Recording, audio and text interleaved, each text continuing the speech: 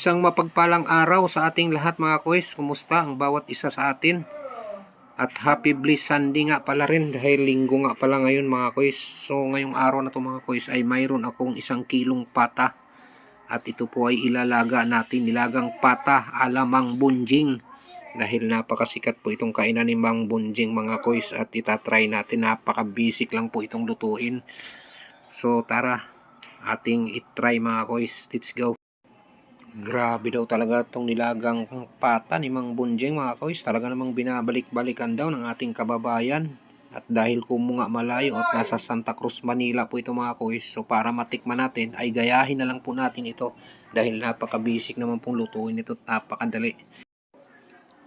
At yan na nga mga kois, kumukulo na. Paglipas ng mga kalahating oras, ayan na siya.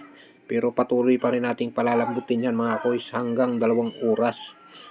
Para matiyak natin yung lambot ng laman at yung humihiwalay talaga sa buto. Yan ang pinakadabis doon. Sa mahinang apoy lang yan mga kois. Medium lang. 2 hours later. Ito na mga kois, luto na at grabe talaga. Natikman ko na ito. Napakalinamnam ng lasa niya. Ganito pala talaga. Mintra simple ang panahog. Napakasarap niya.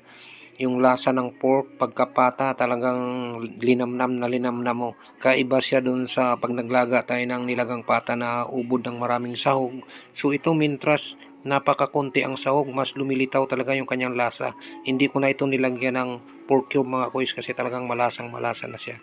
So ano pa hinahintay natin? Sabayan nyo na kami kumain mga kois. Tara, kain tayo.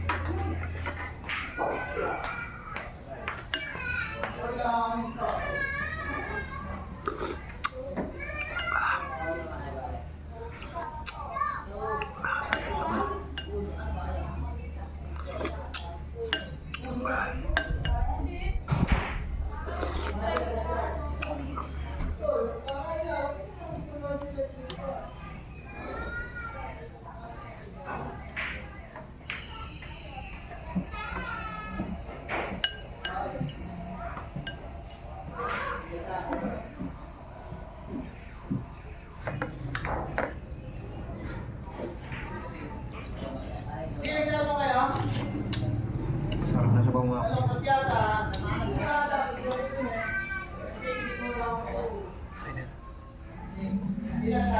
Babot.